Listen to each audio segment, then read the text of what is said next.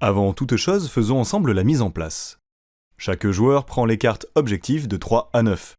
Ensuite, il suffit de mélanger les cartes chat et de faire 5 tas de 8 cartes sur la table face au chat visible. À mesure que vous allez tirer les cartes, de nouvelles seront disponibles. Cat or Cat est un jeu objectif dans lequel vous devez faire plus de points que votre adversaire. Vous démarrez la partie avec les mêmes cartes objectifs, allant de 3 à 9 points. Pour valider un objectif, vous devez tirer un nombre de cartes chat dont la valeur cumulée correspond exactement à l'objectif que vous vous êtes fixé. Rien de plus simple? Pas exactement, car les chats sont de petits malins, et certains se cachent en bordure de cartes. La valeur d'une carte chat peut ainsi varier. Certaines cartes comptabilisent seulement les nombres de chats entiers visibles sur leur illustration, comme c'est le cas ici. D'autres comptabilisent le nombre de chats entiers et se cacher. Dans cet exemple, il y a un seul chat entier et 2 chats cachés. Ici, la carte affiche une valeur de 1 car elle comptabilise seulement les chats entiers.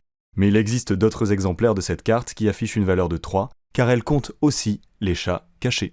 Rappelez-vous qu'il existe toujours 4 cartes pour une même illustration. 2 qui comptent les chats entiers et 2 qui comptent en plus les chats cachés. Vous n'êtes donc jamais certain de trouver la valeur exacte d'une carte et de remplir parfaitement votre objectif. Voyons un tour de jeu pour l'exemple. Je décide de tenter mon objectif 4. Je pose la carte devant moi et je commence à piocher une carte chat. Cette carte me paraît intéressante car elle affiche un chat complet et 2 chats cachés. Sa valeur peut être soit de 3, soit de 1. Je ne prends donc pas de risque de dépasser la valeur de ma carte objectif et de mettre ainsi fin à mon tour. En l'occurrence, cette carte affiche la valeur 3, il me reste donc à trouver une carte d'une valeur de 1 pour valider mon objectif. Je peux par exemple tenter une autre carte avec un seul chat entier. Je la pioche et j'ai de la chance, elle affiche une valeur de 1. Mon objectif est validé, c'est au tour de mon adversaire.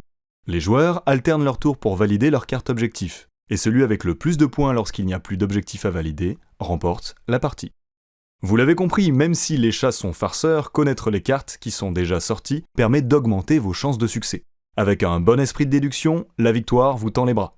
Vous connaissez maintenant les règles de base. Pour pimenter la partie, vous pouvez aussi utiliser les règles de vol de cartes objectifs et l'attaque de chat disponible dans la boîte de jeu.